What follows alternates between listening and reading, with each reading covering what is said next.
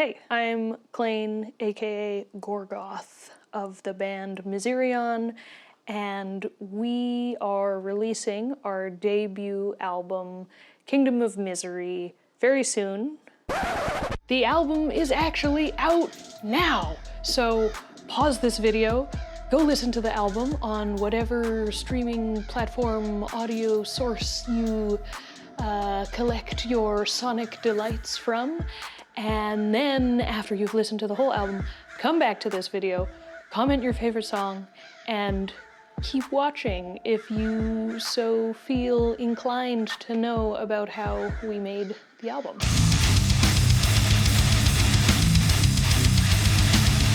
Charlie and I met via Instagram around January 2022 after I made an Instagram post. My post had originally been about just doing vocals for a band, but he sent me a couple demos and I got excited and I was like, fuck it, I still want to do guitar. I just also want to use this as an opportunity to learn vocals. We started getting together once or twice a week, with that frequency ebbing and flowing a lot. Definitely had some big down periods. Most of those times I would go over to Charlie's place and the magic of our music making would unfold by first sharing in food.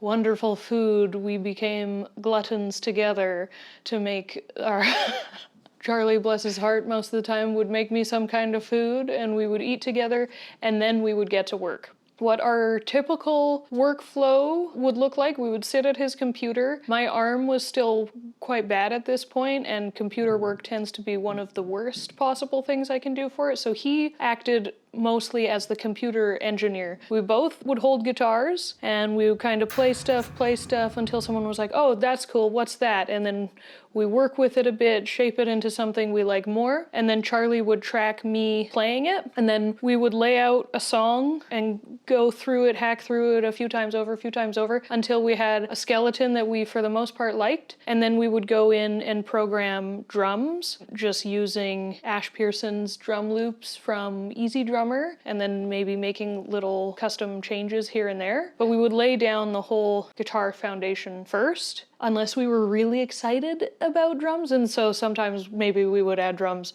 to a riff right away, just to hear how it sounds. Most of it was written in that way. That being said, some of the riffs that made it onto the Kingdom of Misery album are very, very old riffs of mine. As a matter of fact, there's a few riffs on Scourge of the Accursed that I think are 9 years old at this point.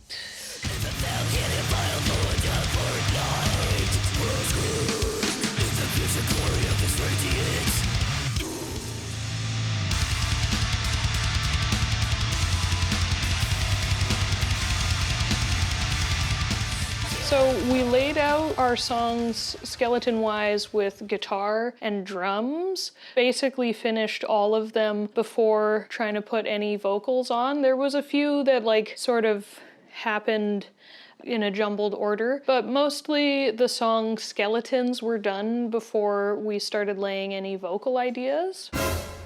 I tried adding vocals in a couple different ways. A method that I know from my vocalist friends is placing syllables or just placeholder words and getting the pattern that you want down, and then writing lyrics based on sort of what syllabic patterns you ended up with. I tried that a few times, but I think that being primarily a guitarist, that really hindered me because I couldn't unhear the guitar riffs. So every time I tried to do that, my patterns just matched guitar too much. So the method that I went with instead, that I seem to prefer, is writing the lyrics in full and then just trying to make it fit in some way and sort of see what comes organically out of what's already been written, with the caveat that sometimes something is just not right. One word needs to be changed or just need one extra syllable or something, but basically just laying out all the lyrics and then just trying to force it in some way and coming up with more interesting patterns that way, at least for me. And on that note, actually, the song Eons of a Glass Eternity, those lyrics were written before Misyrion was even formed at all. I just had a verse come to me while I was on the bus one day, and then I frantically wrote out the rest of the song This is something that I have done since I was a teenager, where I just write song lyrics but don't actually put them to anything. I think I added 2 or 3 lines to the end, maybe made a few changes in a couple other spots, but for the most part it was entirely written. And after we conceptualized the album, reading those lyrics, it was able to work.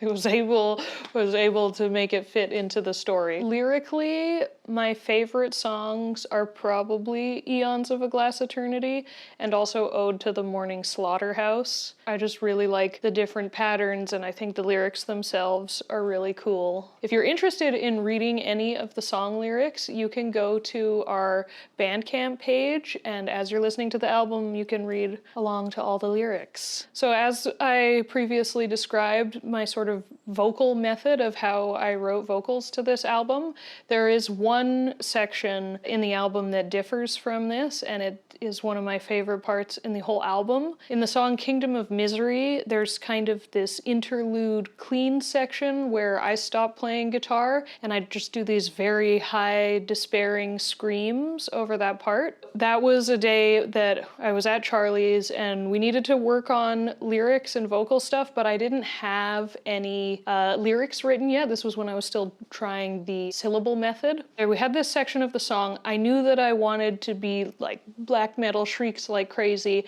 and I knew the general idea of what was happening in this song, and I was going through something at the time. So I was like, fuck it, I'm just gonna improvise this part, just see what happens. And so we ran it and I improvised the whole passage in one take, and it was so awesome. Like my voice was cracking. It was so perfect that is the actual take that made it on album. I tried to redo it a few times and it just was missing the genuine agony. So the demo first take improv is what is on album. And yeah, that's definitely one of my favorite parts in the whole album.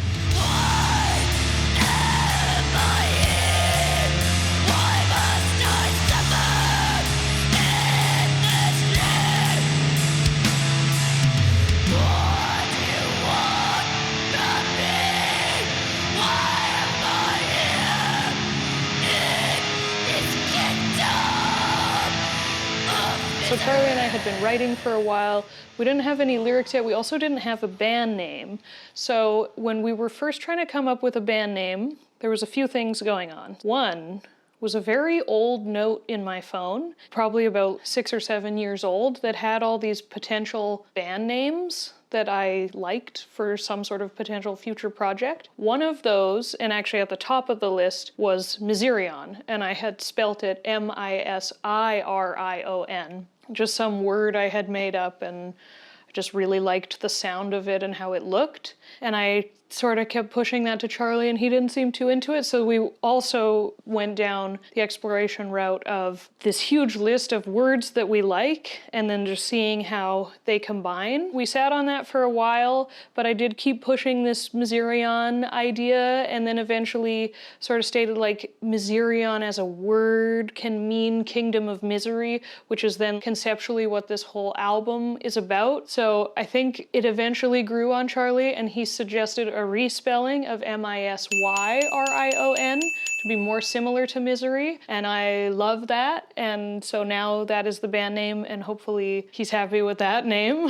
So a couple words on that list were scourge and accursed. Scourge of the Accursed became one of our song titles. We both really liked Scourge of the Accursed, but not for a band name. So we were like, okay, let's make that a song title. Conceptually, I didn't have anything for the album yet, but now we had this song title, Scourge of the Accursed. So we're take a break, we go outside. It's a summertime heat wave in Vancouver. I don't do very well in the heat. So we're sitting outside just with the sun blazing down on us, and we've got Scourge of the Accursed written on a piece of paper, just staring at it. And I look up to Charlie and I'm like, what if the sun is evil? And that's basically where the concept started, just being like, okay, if the sun is evil, what does that mean? So, okay, it's a primordial entity. Because I'm an absolute Dark Souls nerd and obsessed with like medieval stuff, it has to be medieval. We know that it's gonna be medieval. So we've got evil sun, medieval. And so from there, I just kind of percolate on that idea for a while. And then I finally came up with this full concept where the sun is a primordial entity and it feeds off of suffering. It grows in strength through suffering, but it needs to enter your consciousness to control you. So it will feed off of suffering in the physical current plane, but once it can infiltrate your mind, it's able to transport your consciousness to another dimension where you're disembodied from your flesh so that it can torture you in absolutely unimaginable ways for all of eternity because you can't die. The story starts with the king going up a mountain and doing some sort of prayer up there, and that's where the sun first infiltrates the king's mind, and so he starts torturing all his subjects because he's been taken over, and so that the sun can then start transporting those consciousnesses off into its torture dimension, and from there it will gain power and power and power, and then eventually supernova. And each song tells a different part of the story. So we start with Scourge of the Accursed, which is a sort of larger view of the whole story. And then that goes into Eons of a Glass Eternity that tells the story specifically from the king's perspective when his mind is first infiltrated by the sun. Then we move into Ode to the Morning Slaughterhouse. Now that the king has been taken over by the sun, he's torturing all his subjects, torturing them eastward to sunrise. For example, he crucifies them and nails their eyelids open to the sun so the sun can infiltrate their minds and gain power, which then the sun is able to freeze the planet's rotation so that it stays in perpetual day. Then we move into the black metal half of the album, Kingdom of Misery, which is from the perspective of a person whose consciousness has been transported to this torture realm. And then Primordial Glutton is just more about this evil ancient sun being and how it's gaining power through this suffering and all this torture. And then Tyrus, this one switches back and forth between the perspective of the subjects and the people and just the overall suffering, and then a direct first-person perspective of the sun communicating to them. At the very end, Witness My Splendor is when the sun has gained enough power that it supernovas and destroys the whole planet. Some of the other song titles were inspired by or even taken from this book I really love called The Dictionary of Obscure Sorrows, where the author has made up a dictionary of his own words that are generally derived from concepts from different cultures or different languages that he's portmanteaued together in some sort of way. So two of the song titles come from this book. One is Ode to the Morning Slaughterhouse, and the other one is Tyrus. Ode to the Morning Slaughterhouse was from a word in that book called abattoir, where he had combined aubade and abattoir, and aubade being this French concept that is an ode to the morning, and then abattoir being a slaughterhouse. So for me, the deconstruction of his word ode to the morning slaughterhouse was just such a cool sounding concept to me. And that really worked in the story because the sunrise is when the sun needs the most strength. And so the king tortures people eastward so that right upon rising, the sun can enter the eyes and begin its infiltration and transport of all these consciousnesses. And then the last song on the album, Tyrus, also comes from the book, and it's the very last entry in the book because it's the absolute end of everything. So I really liked that as not only a final song on the album, but also this is the end of this planet where the sun has supernovaed and it has consumed the entire planet. It's destroyed absolutely everything. There's no life left over, save for the consciousnesses that are left trapped in this torture dimension for the rest of time. I really love that book, and I love that it made its way into the album, given that Misyrion is a made-up word that to me in some weird way means kingdom of misery. I was sort of thinking about like pantheon as a word and misery as a word, like a pantheon of misery, but it kind of more becomes a kingdom or a whole place of misery. So Misyrion being a word of my own creation, and this book that's just really remarkable and super interesting and cool, making its way into the song titles is a nice little Easter egg for me and hopefully for you. So once we had our entire band assembled, Connor went through and rewrote and adapted the drums from the program drums that Charlie and I did into something better, and Sunshine went through all the tabs we had made and wrote bass parts based on what we had done. So while they were going through and adding their own flair and sparkle to the album, I was going back through everything, adding harmonies, changing, deleting parts, you know, trying to fine-tune everything. After we wrote everything, obviously we need to go record it, and that means re-record it since we did pre-pro multiple times, recording demos, re-recording them. Rather than going to a studio, we tried to do as much stuff in-house as possible. So we recorded the guitar parts, bass, and vocals all at Sunshine and Connor's apartment.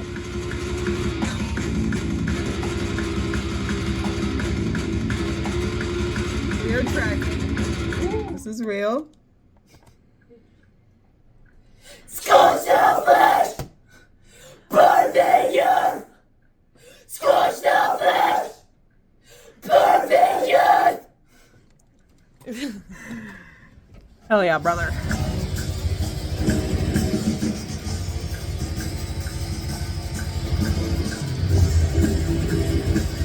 Cave dweller. We're about to play Cave Dwelling riff. So We are, dude. This is the cave. This riff. is my I'm home riff.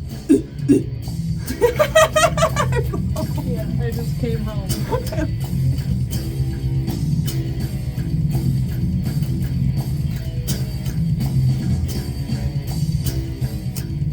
Sunshine acted as our recording engineer slash producer, which was amazing and super helpful and really fun.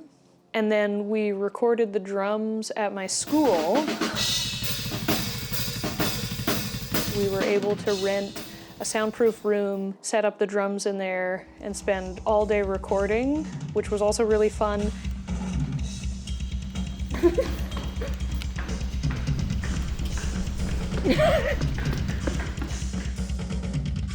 didn't know you were gonna run, fucker. Oh, your hair's all windswept. Cause you. That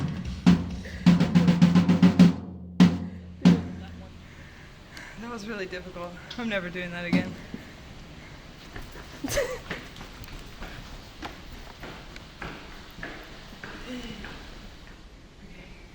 And huge props to Connor, because he basically did blast beats for like 13 hours straight. Just track drums for the Misyrion EP. Sick. How was that? It was excellent. It was a great time. Had a lot of fun. How long have we been here? We've been here for about 6 or 7 hours now, so it's been a really long day. What if I told you we've been here for like 10 and a half, 11 hours? Well, then that seems crazy, because I feel like it's only been 6 or 7. So hey, that's a win, right? All right. Nice. How does your body feel? Surprisingly good. I thought I'd be a lot more fatigued than I am, but I'm feeling all right. I'm sure that will change in the coming hour or so, though. I'll probably feel it all. What was your favorite song to track? Definitely Ode. It's just a good caveman song. Lots of fun to track. The drum recording was engineered by our friend Scott Oliphant of Colossus Audio and Stench of Death, Satanic Tico, Dying Remains. How did you get here? I drove through the Canadian wilderness from Calgary to Vancouver. Through wind and rain and possibly And snow. A little bit of snow. And potentially more on the way back. Oh yeah, I'm looking forward to it. And what did you bring with you? I brought all my gear with me, my computer, my microphones. What goes into recording drums? I think the best thing for recording drums is to have a good drummer. I think that is the the #1 quintessential piece to having a good drum recording. He is also mixing and mastering the album, and I am so grateful for him and all his hard work and being patient and receptive to my edits and my specificity, and I'm just so stoked with how it sounds now, and I can't wait for you all to hear it. One of my favorite days of recording was actually our very last day, where we were recording the vocals for the last song on the album called Tyrus. Connor's sister Callista was coming over after we wrapped up to do some extra kind of horror vocal effects layers on a Crown of Madness song, which is Sunshine and Connor's other band. So I was there for that, and I added some layers too, and that was really, really fun. And it inspired me to add horror flair to one of the songs on our album, Primordial Glutton, which is now one of my favorite parts on the album. And it was really fun to record because I basically just writhed around on the floor screaming my fucking head off.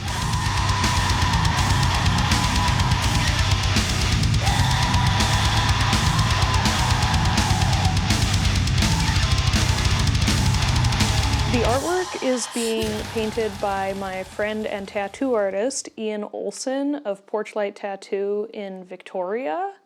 He is an absolutely incredible artist and knows my stylistic preferences already, so working with him seemed like an obvious and amazing choice. It's all done with oil paint. It's just on a wood panel, black and gray. It's definitely a preferred way of working. What was the hardest part about the painting? The hardest part of any painting is just starting it. You know, having the concept down and just applying the idea and hoping you don't mess it all up. It's the mental game of it, you know, making sure it was a solid idea, but not too planned out either. I had a lot of the things happen organically. It's very, very different from the original sketch that I had done up. What's your favorite part? I do like the little hanging bodies. It's just like a nice little detail that you'd really have to look at to kind of see it. After that, probably, obviously the foreground. It was really cool just to make a melted human experiment. How long did it take? No idea. I don't really track hours. Sometimes it'll only be for maybe a half an hour. Other times it's 6 hours. I try not to do that, like record how much time it took, because then I feel like it puts extra pressure. I think this was the very first thing that I started after the clouds, because I did the Bob Ross. So I got all the clouds in, and then after I had that, just paint over top of the clouds. Started with this guy. It went really well. It was my first time doing buildings, so really just took my time with it. It took a while, 2 months, here and there. And how did you know or decide when it was done?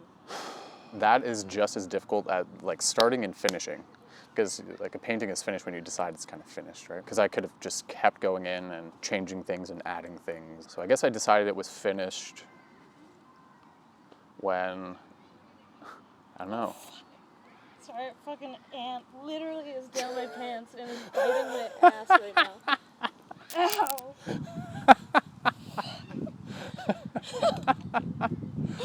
Ow! Oh, it was a wasp! Was it the culprit there? That's the culprit. Oh, fuck. You all right? Ouch! Take a minute. Oh, okay. Finishing it is just as hard, because you can just literally keep painting it forever. So I don't really know how to answer that question. It just hit me one day and I just like threw the brushes down and I was like, that's it, done, fin. Well, I love it, so thank you so much. I love it too, yeah. Basically, I brought this concept to him of a looming and ominous medieval castle in a despairing landscape with a sun dripping something into the earth. And so from that, he came up with his interpretation of that description, and it is so amazing. It's way better than anything I could have ever conceptualized in my own head. So I'm just so grateful for that, and seeing it for the first time, not even in full completion, actually made me tear up a little bit. Overall, this has been such an incredible experience and such an amazing learning experience, and I'm just so grateful for all my creative and talented, amazing friends who have helped or added something to this album along the way, Without them, it wouldn't have come together in the way that it has. So thank you so much to everyone who has been a part of it in some way. And now you get to be a part of it by listening to it, supporting us, coming out to our shows. So please go check it out or come see us live. And I hope you love it as much as I do.